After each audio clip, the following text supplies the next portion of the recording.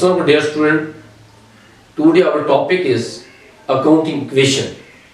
Dear student, इससे पहले हम अकाउंटिंग इक्वेशन के बारे में आपको थ्योरी बता चुके हैं और इसके साथ हमने एक एग्जांपल भी आपको हल करवाई, लेकिन आज हम आपको लॉर्सन बुक की एक प्रॉब्लम हल करवाते हैं 1.11. Dear student, in the accounting equation we discussed that the asset side is to equal of the liability side and on the equity. Dear student, इसके अंदर हम ये देखते हैं कि एक इन्वेस्टर जो है जब एक इन्वेस्टमेंट करता है उसकी अकाउंटिंग इक्वेशन के अंदर हम ये देखते हैं कि उसकी दोनों side left side and right side should be equal. If they are equal it means all the question, all the transaction of the business is accurate. Dear student, आज हम आपको लॉर्सन की जो बुक है उसके अंदर आपको एक प्रॉब्लम हल करवाते हैं जो कि हमारा 1.11 एक्सरसाइज है और इसके अंदर हम ये देखते हैं कि हमने किस किस तरीके से ट्रांजैक्शन करनी है और उसका इफेक्ट हमारी लेफ्ट साइड पे एसेट साइड पे क्या होता है और उसके साथ लायबिलिटी साइड पे क्या होता है. डियर स्टूडेंट, हमारे पास एक इन्वेस्टर है, एक बिजनेसमैन है जिसका नाम है पामिला मिबन. पामिला मिबन जो है they are the businessman. First transaction of this accounting of this question is that कि the Pamela start his business with investment 50,000 and equipment 10,000. Dear student, उसके अंदर हम ये देखेंगे हमारे पास ए पॉइंट जो है हम उसको डिस्कस करते हैं कि एक हमारे इन्वेस्टर जो है पामिला, उन्होंने जो इन्वेस्टमेंट किया डियर स्टूडेंट वो 50,000 से की. Cash invested 50,000 and equipment 10,000. It means the total capital of the investor is 60,000. तो हमारे पास कैपिटल जो है वो 60,000 का है. डियर स्टूडेंट, इसके साथ हमारे पास जो सेकंड ट्रांजैक्शन है बी ट्रांजैक्शन है अकाउंट इक्वेशन के अंदर, इसके अंदर ये है कि रेंट ऑफिस बिल्डिंग 1600 जो है वो हमारे पास इन्वेस्टर ने रेंट अदा किया है. जो इसने जमीन जो रेंट पे ली है उसके जो रेंट पे किया है वो हमारे पास 1600 है. इस तरीके से हम बी जो है वो हम ये देखेंगे कैश के अंदर से हम उसको मनफी करेंगे. हमने कैश के अंदर उसकी पेमेंट की 1600 और उसके साथ हमारे पास जो एक्सपेंस है वो हमारे पास एक्सपेंस है 1600. वो हम एक्सपेंस के अंदर इसकी ट्रांजैक्शन करते हैं. डियर स्टूडेंट, इसके अंदर हम इसकी एंट्री करते हैं और इसके साथ हम फिर उसका बैलेंस कैलकुलेट करते हैं. जब हम बैलेंस कैलकुलेट करते हैं तो हमारे पास ये है कि 50,000 के अंदर से हम क्या करेंगे 1600 उसमें से डिडक्ट कर देंगे, मनफी कर देंगे. इस तरीके से हमारे पास प्रीवियस अमाउंट जो है वो 48,400 है और इसके साथ बाकी पेमेंट जो है हमारे पास 10,000 बैलेंस है और उसके साथ हमारे पास कैपिटल 60,000 है और उसके साथ हम ये देखेंगे एक्सपेंस जो है वो 1600 है. और इसके बाद हम ये देखें कि हमारे पास देखते हैं कि हमारे पास सी पॉइंट जो है सी पॉइंट है कि purchase of equipment 12,000 on credit payment within 30 days. Dear student, investor ने इक्विपमेंट जो है परचेज किया 12,000 लेकिन उसकी जो पेमेंट है वो विद इन 30 डेज है कि 30 दिन के अंदर उसकी पेमेंट करनी है. इसका मतलब है इक्विपमेंट जो एसेट परचेज किया है वो क्रेडिट बेस पे किया है.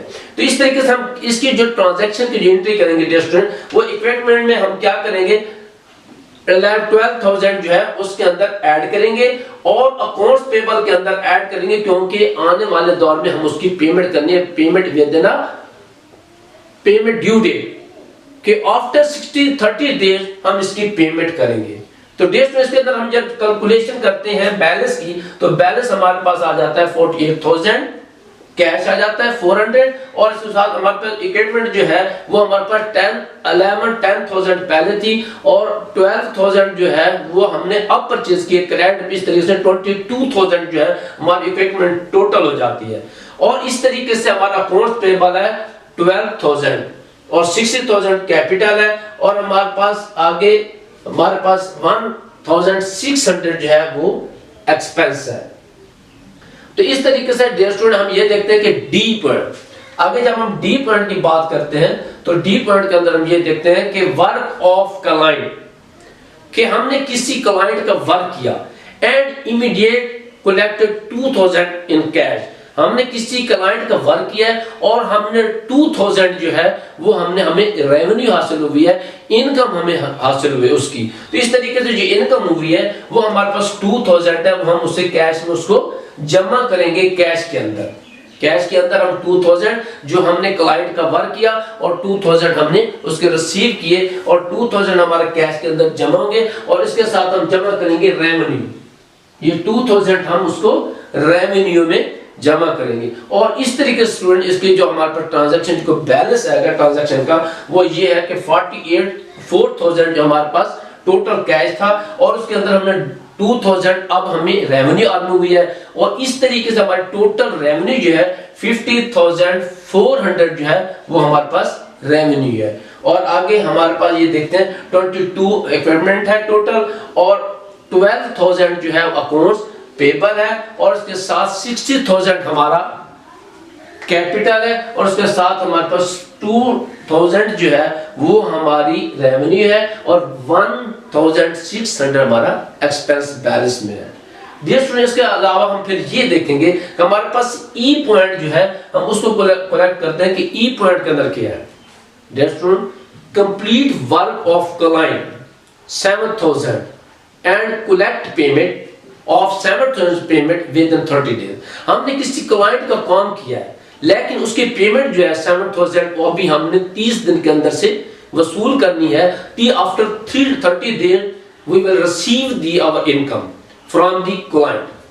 ये स्टूडेंट, इसके अंदर ये है कि अकाउंट रिसीवेबल के अंदर हम इसकी ट्रांजैक्शन करते हैं 7,000 की, कि अकाउंट रिसीवेबल के अंदर हम 7,000 की ट्रांजैक्शन करेंगे और इस डेबिट साइड पे हमारे पास जो है और उसके साथ जो है हमारे दूसरे साइड पर जो है वो हमारे पास रेवेन्यू के अंदर हम जमा करेंगे। रेवेन्यू हमारे पास 2000 ऑलरेडी है और इसके अंदर जो हमने अर्न किया है वो 7,000 जो हमने क्लाइंट को सर्विस दी लेकिन अभी रिसीव नहीं हुआ। ये 30 डेज के अंदर हमें इसकी रेवेन्यू वसूल होगी। इस तरीके से हमने 2,000 के अंदर हम उसको जमा कर देंगे और इस तरीके से हमारे जो टोटल इनकम होगी, रेवेन्यू होगी, वो टोटल रेवेन्यू डियर स्टूडेंट वो हमारे पास 9,000 है। और इस तरीके से हम ये देखेंगे कि हमारे पास बैलेंस जो है 50,400 है और 7 अकाउंट रिसीवेबल जो हमने अभी वसूल करनी है, अकाउंट रिसीवेबल से इनकम लेनी है 7,000 की और इसके बाद 22,000 इक्विपमेंट है हमारी और 12,000 जो है हमारा अकाउंट्स पेबल है और इस तरीके से हमारे पास 60,000 हमारा कैपिटल है और उसके बाद 9,000 जो है हमारी रेवेन्यू है और 1,600 जो है डियर स्टूडेंट वो हमारा एक्सपेंस है। तो डियर स्टूडेंट, इसके अंदर फिर हम ये देखते हैं कि हमारे पास एफ पॉइंट जो है, एफ जो है इसको हम ये देखते हैं कि एफ जो क्या है। एफ जो है इक्विपमेंट परचेज ऑन कैश 8,000, हमने इक्विपमेंट परचेज की है लेकिन उसके अगेंस्ट हमने कैश पे किया कि इक्विपमेंट परचेज ऑन कैश 8,000 से हमने इक्विपमेंट परचेज किया लेकिन उसके अलावा हमने उसको कैश पे किया है। Dear student, the effect of this transaction is that we deducted the cash from the cash column and we add 8,000 in the equipment account. Dear student, इसके अंदर हम ये देखते हैं कि 8,000 जो है हम डिडक्ट करेंगे कैश में से क्योंकि हमने इसका कैश पे कर दिया, कैश पे किया और इसके साथ इक्विपमेंट जो है वो 8,000 हम इसमें जमा कर देंगे क्योंकि हमारे पास हमने एसेट में इंक्रीज हुआ है। तो पहले हमारे पास 22,000 था इक्विपमेंट और इसके बाद जो है अब हमने कैश पे और परचेज की। इस तरीके से इस एंट्री का जो इफेक्ट है वो हमारे पास एसेट साइड पे कैश में से हम 8,000 मनफी करेंगे और इक्विपमेंट में 8,000 जमा करेंगे और दूसरी साइड लायबिलिटी साइड पे इसका इफेक्ट नहीं होगा। तो डियर स्टूडेंट, इसके अंदर हम फिर बैलेंस कैलकुलेट करते हैं तो हमारे पास 42,400 जो है वो बैलेंस है क्योंकि हमने कैश पे किया और उसके बाद हमारे पास अकाउंट रिसीवेबल 7000 है और इक्विपमेंट जो है 22,000 पहले थी, अब हमने कैश परचेज की 8000। इस तरीके से 30,000 जो है हमारी इक्विपमेंट है जो हम बैलेंस में हम इसको कैलकुलेट करें, जो हमारा इसका बैलेंस है। तो नेक्स्ट इसके बाद हम ये देखेंगे कि आगे हमारे पास जी पॉइंट है। जी पॉइंट का मतलब ये है कि paid wages to assistant on cash. हमारे पास हमारे ऑफिस के अंदर एक असिस्टेंट काम करता है, उसको हमने पे उसकी तनख्वाह पे की है, वेजेस पे की है कि pay wages to assistant on cash 8000 on cash. हमारे पास वेजेस जो है assistant on cash 22,400। Student very sorry, इसके अंदर ये देखेंगे कि 2400 जो है वो हमने असिस्टेंट की वेजेस पे किया है। इस तरीके से हम ये देखेंगे कि ये हमारे पास जो है ये हमारे पास एक्सपेंस है जो कि हमने कैश की सूरत में पे कर दिया है। इस तरीके से 2400 हम इसको कैश में से मनफी करेंगे और आगे एक्सपेंस में इसको हम ऐड कर देंगे लायबिलिटी साइड पे। लायबिलिटी साइड पे हम क्या करेंगे, इसको 2400 इसमें हम एक्सपेंस में जमा करेंगे। इस तरीके से जो हमारा एक्सपेंस जो होगा वो 4000 हो जाएगा और कैश में से हम मनफी करेंगे 42,400 कैश, तो उसमें से हमने 2400 डिडक्ट किया, मनफी किया। इस तरीके से जब हम बैलेंस कैलकुलेट करते हैं वो 40,000 हमारे पास बैलेंस कैश आ जाता है। हमारे पास अकाउंट रिसीवेबल जो 7000 है और इसके बाद 30,000 जो हमारे पास इक्विपमेंट है और 12,000 जो है हमारे पास अकाउंट्स पेबल है और 60,000 हमारे पास स्टूडेंट कैपिटल है। और इसके साथ हमारे पास रेवेन्यू 9,000 है और इसके साथ हमारे पास एक्सपेंस 4,000। टोटल एक्सपेंस हमारे पास 4,000 आ जाते हैं। तो इस तरीके से जस्ट हम ये देखेंगे कि हमने क्या काम किया। आगे जो ट्रांजैक्शन है वो ये है कि H category. Student H category का हम ये देखते हैं कि collected 5,000 cash on amount transaction. अब हम ई के अंदर देखते हैं कि हमने अकाउंट रिसीवेबल जो है वो 7,000 है। 7,000 के अंदर हमने 5,000 हमने अकाउंट रिसीवेबल से रिसीव कर लिया, हमने रिसीव किया। इस तरीके से जो ट्रांजैक्शन होगी हमारे पास हम डिस्कस कर रहे थे अकाउंट रिसीवेबल के बारे में।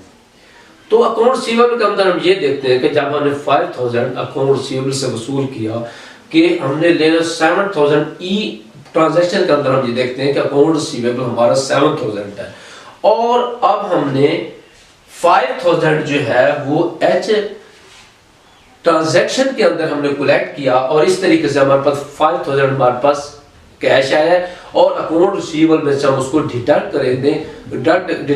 इस तरीके से हमारा जो बैलेंस है वो 40,000 पहले था, अब हमने 500 और कलेक्ट किए। इस तरीके से 45,000 जो कैश हो जाता है और इस तरीके से 7,000 अकाउंट रिसीवेबल था।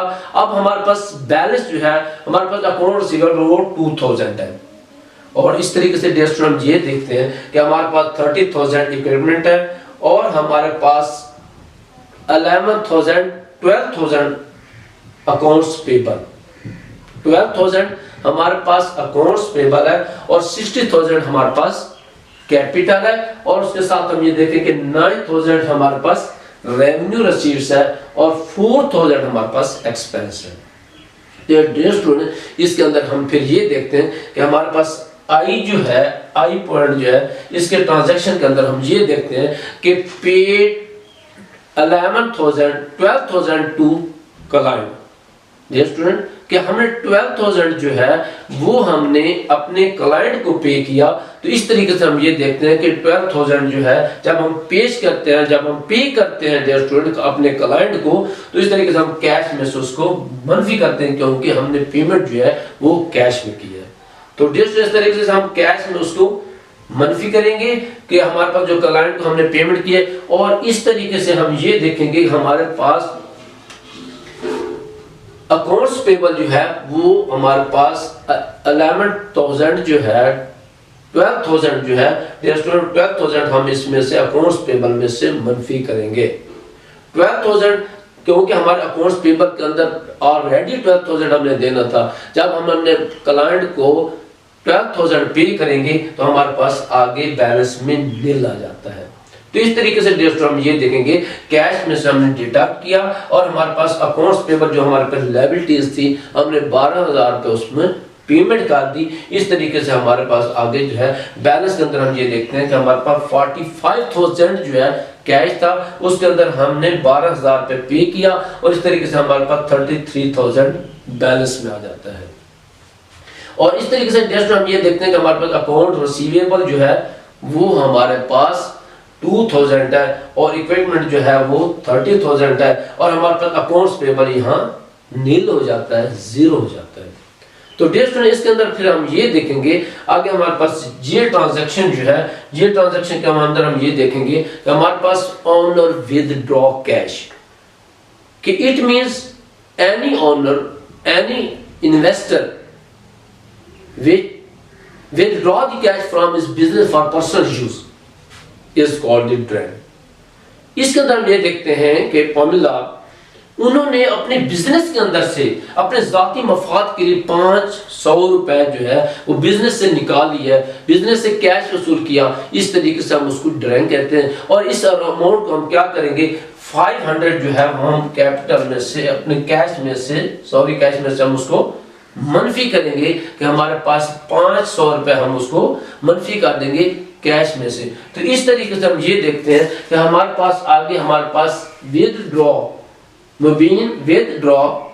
हमारे पास जो है 500 जो है वो हमने कैश निकलवाया, ये इन्वेस्टर ने अपना 500 कैश निकलवाया है। इस तरीके से हम ये देखें कि हमारे पास बैलेंस जो है वो ये है कि 33,000 से हम 500 मनफी कर देंगे। इस तरीके से हमारे पास 32,500 बैलेंस आता है और इस तरीके से हमारे पास अकाउंट रिसीवेबल जो है वो 2,000 आता है और इस तरीके से हम इक्विपमेंट जो है 30,000 है और अकाउंट्स पेबल यहाँ आके निल हो जाता है, मनफी हो जाता है। तो डियर स्टूडेंट इसके अंदर फिर हम ये देखेंगे हमारी लायबिलिटी साइड पे हम देखेंगे हमारे पास कैपिटल जो है वो 60,000 है और हमारे पास 500 जो है वो मनफी में है और वो क्या है हमारे पास ड्रेन की अमाउंट है जो कि उन्होंने इन्वेस्टर ने विदड्रॉ अमाउंट करवाई है 500 रुपए और इसके अलावा हमारे पास रेवेन्यू जो है वो 9,000 है और इसके बाद हमारे पास एक्सपेंस जो है वो 4,000 है।